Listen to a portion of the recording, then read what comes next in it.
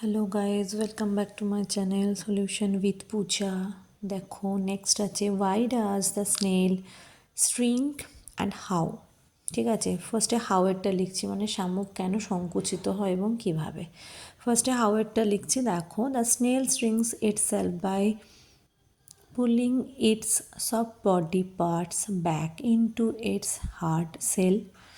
মানে শামুক তার নরম শরীরের অংশগুলিকে শক্ত খোলসের মধ্যে টেনে নিয়ে গিয়ে নিজেকে সংকুচিত করে। It contracts its muscle to withdraw into the shell, making its body smaller and protected inside the sell.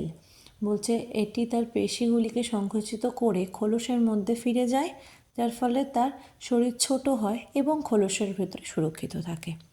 দেন হলো why. The snail shrinks when he scares from outer environment by going back under his house that's on his feet। মানে বাইরের পরিবেশের ভয়ে শামুকটি তার পায়ের উপরে থাকা ঘরের নিচে গিয়ে মানে ফিরে গিয়ে ছোট হয়ে যায়। তারপরে 16 আছে mention the probable inconveniences faced by the snail. বলছে শামুকের সম্ভাব্য অসুবিধাগুলি উল্লেখ করো। The snail faces the inconvenience of having to immediately retreat into its shell with great displeasure when its horns are touched even slightly interrupting its feeding or movement. বলছে শামুকটি অসুবিধার সম্মুখীন হয় যখন তার শিং স্পর্শ করা হয়, এমনকি সামান্য হলেও তার খাওয়া বা চলাচলের ব্যাঘাত ঘটে, তখনই তাকে তীব্র অসন্তুষ্টির সাথে খোলসের মধ্যে ফিরে যেতে হয়।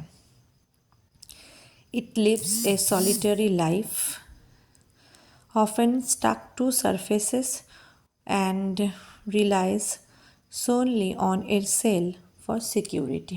এটি একাকী জীবনযাপন করে, প্রায়শই পৃষ্ঠের সাথে আটকে থাকে এবং সুরক্ষার জন্য কেবল তার খোলের ওপর তাকে নির্ভর করতে হয়।